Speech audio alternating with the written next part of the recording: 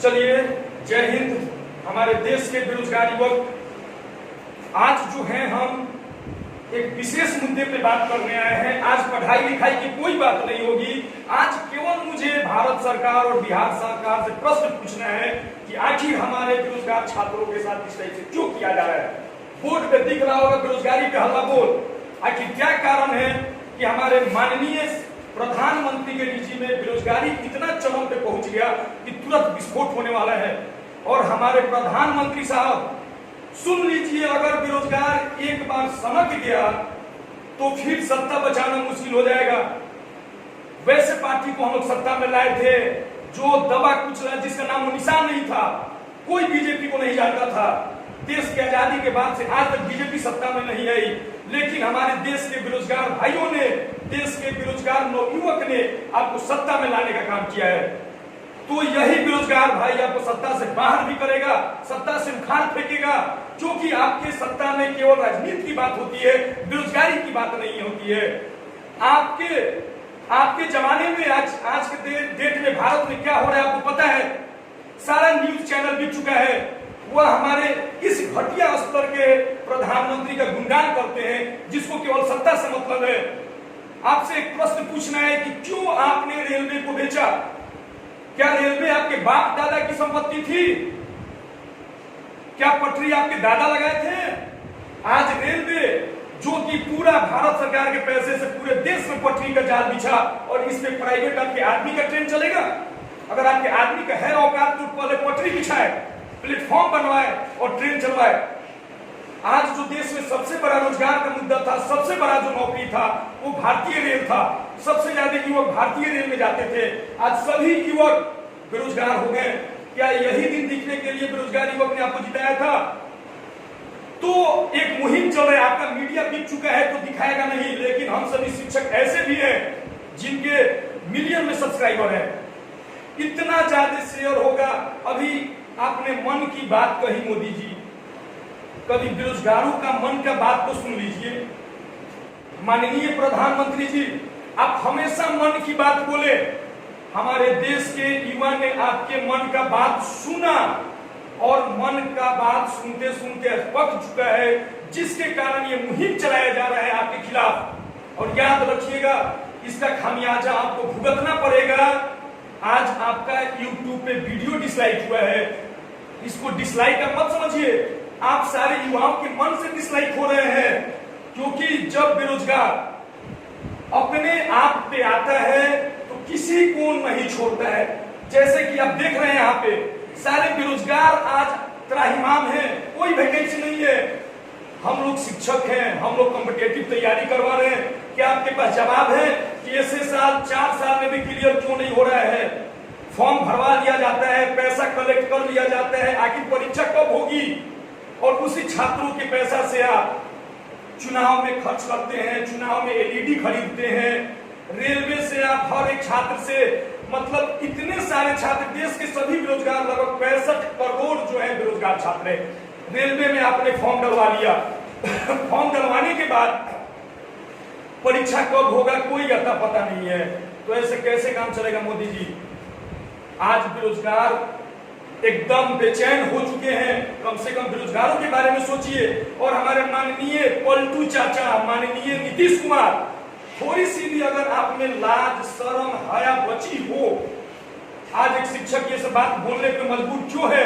क्योंकि छात्रों का दुख सहा नहीं जा रहा है।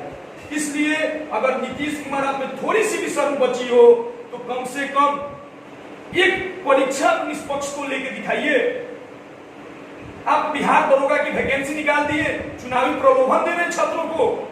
परीक्षा कब होगा आता पता नहीं है। आप अपने छात्र को ग्रेजुएशन में पास नहीं कराएं, और उसके बाद आप परीक्षा लीजिएगा। परीक्षा में कौन बैठेंगे? आपके निजी में इतना ज्यादा करप्शन बढ़ गया कि कोई भी परीक्षा बिना क्वेश्चन आउट हुए नहीं होता है। क्वेश्चन आउट होता है तब परीक्षा होता है, जिसमें बहुत सारे तेज तर्रार छात्र पीछे जा रहे हैं। आखिर कब तक? आपके पास जवाब है? 8 साल में आपने बिहार एसएससी क्लियर करवा, इसके बाद बिहार पुलिस की परीक्षा में हाई लेवल पे धांधली। अभी आपने स्टेट परीक्षा का डेट निकाला। क्या मैं आपसे पूछ रहा हूं कि स्टेट परीक्षा में क्या गलती हुई थी? बोर्ड की स्क्रीन पे दिख रहा होगा आपको, ये देश तुम्हारे बाप की नहीं है। आज तुमको गद्दी पे बैठाने वाले हम ही लोग हैं और तुम उसका गलत यूज कर रहे हैं। पहले ये जवाब दो कि स्टेट का परीक्षा दोबारा क्यों ले रहे हो, क्या गलती हुआ था? तुम्हारा अधिकारी बोलते हैं कि स्टेट का परीक्षा निष्पक्ष भाव से हुआ, तो फिर आखिर क्यों परीक्षा दोबारा ली जा रही है जवाब तो जवाब देना। और दूसरी बात, कभी आपने सुना है कि यूपीएससी का क्वेश्चन आउट हुआ? क्यों बिहार पुलिस, बिहार दरोगा, स्टेट बीपीएससी क्यों क्वेश्चन आउट होता है? बिहार का क्वेश्चन क्यों आउट होता है? तो सभी तुम्हारे अधिकारी चोर हैं और चोर तुम्हारे साथ उठते हैं और बैठते हैं। थोड़ी सी भी लज्जा बची हो तो इस बेरोजगार के बारे में सोचो, नहीं तो 2020 के चुनाव में सभी बेरोजगार मेरे साथ मिलकर आपका बहिष्कार करेंगे और हो औकात तो रोक लेना। छात्रों के लिए जीते हैं, छात्रों के लिए मरना भी जानते हैं। जरूरत हो तो बीच चौराहे पे जिंदा जला देना, मुझे कोई गम नहीं है, लेकिन छात्रों के साथ अन्याय करना बंद करो नीतीश कुमार, नहीं तो इसका खामियाजा तुम भुगतोगे। अगला फिगर आप देखिए मेरा देश कहा गया 40 साल में जो जीडीपी है हमारे भारत देश का, 40 साल में, क्या दिख रहा होगा न्यूज का कटिंग है, 40 साल में सबसे न्यूनतम स्तर पे जीडीपी पहुंचा। और इससे घिनौना बात और क्या हो सकता है? नीतीश कुमार, हिटलर ने एक बात बोला था कि अपने प्रदेश की जनता को इतना शोषित कर दो कि वह जिंदा रहना ही अधिकार समझे। आज वही दशा हो गया हर एक परिवार की। एक परीक्षा लेने में तुम 5 साल लगाते हो, लेकिन 1 महीने में चुनाव करा लेते हो। कभी सोचे हो बेरोजगार युवक के बारे में, जिसके घर से मात्र 2 साल ही समय मिलता है, 1 साल ही समय मिलता है नौकरी के लिए? सत्ताधारी सत्ता के लोभ में तुम अंधे और पागल हो चुके हो। थोड़ी सी भी लाज शर्म हया बची हो तो इसके बारे में सोचो। देश का देख लो, 40 साल में सबसे न्यूनतम स्तर पे जीडीपी है। शर्म करो शर्म। आज कभी कुछ नहीं पार्टी को सारे बेरोजगार युवक के दम पे याद करो 2014 जब देश में चुनाव हो रहा था लोकसभा का, तो हर जगह हर हर मोदी, घर घर मोदी का छात्रों ने नारा दिया था। आज ये नारा बदल चुका है। अगर तुम्हारा एक नेता, नीतीश कुमार सुन लो, अगर कोई नेता मेरे दरवाजे पे या मेरे छात्रों के दरवाजे पे वोट मांगने गया तो जूता से मारेंगे हम लोग, और हो औकात तो रोक लेना। सारे छात्र मर रहे हैं, दिन रात दौड़ रहे हैं, दिन रात मेहनत कर रहे हैं, और तुम्हारा क्वेश्चन आउट हो जाता है। स्टेट की परीक्षा में वैसे छात्र बैठे थे जो शादीशुदा हैं, जिनके 2-2 बाल बच्चे हैं, और क्या तो परीक्षा कैंसिल? फिर से परीक्षा लोगे, कारण क्यों नहीं बता रहे हो? क्यों डेट टाले जा रहे हो तुम लोग? और हमारे माननीय मुख्यमंत्री साहब का ये न्यूज कटिंग देख लीजिए, मन की बात बोर्ड पे दिख रहा होगा। देखिए यहाँ बड़े बड़े लाइनों में पेपर का छपा बात इनके मन का बात है कि खिलौना बनाकर देश को आत्मनिर्भर बनाए। माननीय मुख्यमंत्री साहब, क्या हम लोग यही दिन देखने के लिए आपको प्रधानमंत्री बनाए थे? प्रधानमंत्री साहब, आप ये देखिए, अब बेरोजगार युवक खिलौना बनाए, कितना खेलोगे यार बेरोजगारों से? तो खुद खिलौना बन चुका है।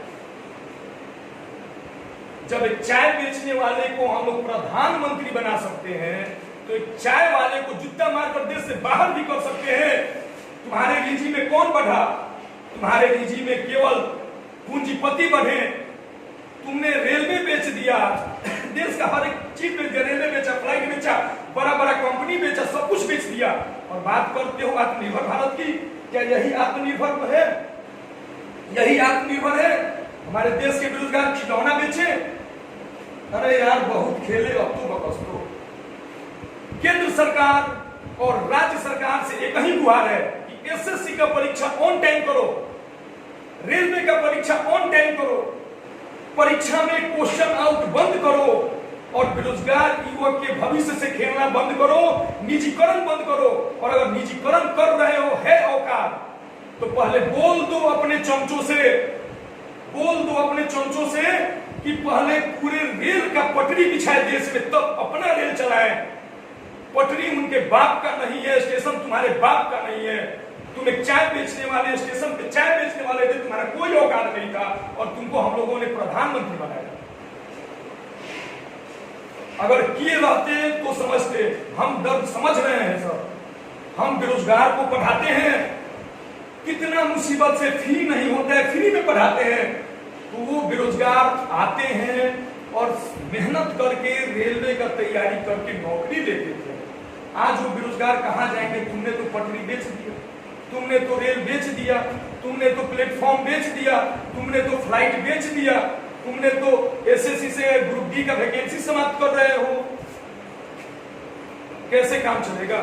अगर थोड़ी सी भी लज्जा हमारे प्रधानमंत्री और मुख्यमंत्री के पास है तो कम से कम इस पे विचार करें और खिलौना बनाकर देश को बेचने की सलाह न दें। और सभी छात्रों से अनुरोध है, जितना हो सके सत्ताधारी पार्टी को बाइकॉट कीजिए, बाइकॉट बीजेपी, बाइकॉट जदयू, और जितना ज्यादा से ज्यादा हो सके दोस्तों, आज तक हमने शेयर के लिए नहीं बोला, लेकिन इस वीडियो को ज्यादा से ज्यादा शेयर कीजिए ताकि उन सभी सत्ताधारी, उन सारी लालची पार्टी के पास ये वीडियो पहुंचे। और आप देख रहे हैं ये पेपर का कट है और ये हमारे माननीय प्रधानमंत्री साहब मन की बात में बोल रहे हैं कि खिलौना बनाकर आत्मनिर्भर बनो। कम से कम क्या बोल रहे हैं, बोलने से पहले सोचिए। कोरोना काल में पीएम केयर फंड में हमने भी दान दिया था पैसा, सारा पैसा क्या हुआ? सारे देश वैक्सीन की खोज में लगे और तुम सरकार बनाने की पड़ी है तुम्हें, लोग मर रहे हैं। कम से कम मुख्यमंत्री और प्रधानमंत्री इस बारे में सोचिए, कम से कम बेरोजगारी को दूर कीजिए, अन्यथा वही दशा हो जाएगा जो दशा हमारे बेरोजगारों ने आज कांग्रेस का कर रखा है, या जो दशा आप लोग की पार्टी की आज से पहले थी वो दशा हो जाएगा। और सभी छात्रों से मेरा लास्ट में अनुरोध है कि जितना ज्यादा हो सके इस वीडियो को शेयर कीजिए और बाइकआउट कीजिए, बीजेपी को वीडियो डिसलाइक कीजिए। क्या लगता है आपके आईटी सेल में इतना दम है कि हम लोग डिसलाइक करेंगे और आप आईटी सेल के माध्यम से वीडियो बना को लाइक बढ़वा लीजिएगा, हो औकात तो बढ़ा के दिखा दीजिए। जब एक रिक्वेस्ट है, एक अनुरोध है कि ऐसा मत कीजिए कि देश के बेरोजगार भड़के, अगर भड़क जाएंगे तो फिर पार्टी संभालना मुश्किल हो जाएगा आपके लिए। कम से कम इस बात पे ध्यान दीजिए। और आपसे कुछ नहीं, लास्ट में एक बार और अनुरोध करते हैं, कम से कम बेरोजगारी पे बात कीजिए। बहुत सारा लंबित परीक्षा है, परीक्षा को करवाइए, छात्रों के भविष्य मत खेलिए। अब देखिए, अब सभी छात्र बोर्ड पे देखिए हमारे देश में मीडिया का हाल। इनको रिया चक्रवर्ती और सुशांत सिंह का पड़ा है, जो मर गया उसको लेके 3 महीने से डिबेट हो रहा है हर एक न्यूज चैनल पे। लेकिन जो छात्र दिन प्रतिदिन जीते हुए मर रहे हैं, सुसाइड कर रहे हैं, सुशांत सिंह राजपूत जैसे कितने छात्रों ने सुसाइड कर दिया। हम नहीं बोल रहे हैं कि आप उस पर बहस मत कीजिए, लेकिन हमारे मीडिया के भाई कम से कम एक बात, जो 4 साल से परीक्षा लंबित है, अभी तक एसएससी 18 क्लियर नहीं हुआ, 17 क्लियर नहीं हुआ, रेलवे 17 का फॉर्म भरा गया वो क्लियर नहीं हुआ। कम से कम मीडिया के भाई बंधुओं से अनुरोध है कि छात्रों की बेरोजगारी को भी कम से कम दिखाइए। मीडिया का हाल देखिए, अर्थव्यवस्था पर कोई डिबेट नहीं होगा, क्योंकि डिबेट होगा तो देश की जनता सच्चाई जानेगी। इसलिए अर्थव्यवस्था पर कोई डिबेट नहीं, बेरोजगारी पर भी कोई डिबेट नहीं होगा। बेरोजगारी पे डिबेट होगा तो फिर हमारे देश की जनता रोजगार मांगेगी। शिक्षा पर भी कोई डिबेट नहीं होगा, क्योंकि जब हमारे देश के युवक पढ़ेंगे तो फिर सही नेता न चुनेंगे। इसलिए शिक्षा पर भी कोई बहस नहीं। स्वास्थ्य को तो देख ही लिए होंगे अब कोरोना काल में कि हमारे यहाँ स्वास्थ्य व्यवस्था कितना बढ़िया है। और किसान, वही किसान जो अन्न उपजाते हैं, अन्न पैदा करते हैं, वे भूखे मर रहे हैं, जिनको लोग अन्नदाता बोलते हैं, देश का भगवान बोलते हैं, वे किसानों का दशा देखिए, रोज सुसाइड कर रहे हैं। लेकिन मीडिया बंधु को इस सबसे कोई मतलब नहीं है। उसको पड़ा हुआ है किस तरह चैनल उनका पॉपुलर हो, किस तरह ज्यादा से ज्यादा लोग चैनल को देखें। जितना गलत सही न्यूज होगा सब मीडिया पे दिखेगा, लेकिन देश का जमीनी जो न्यूज है, शिक्षा, स्वास्थ्य, किसान समस्या, बेरोजगारी, इस सब पे कोई भी बात नहीं होगा। इसलिए मुझे पता है कि यह वीडियो जो है मीडिया लोग नहीं दिखाएगा। हमारे छात्र और छात्र की यूनिटी में इतना पावर होता है कि सरकार हिला के रख देगी। छात्रों से अनुरोध है कि जितना ज्यादा हो सके शेयर कीजिए और इसको चलाइए। धन्यवाद।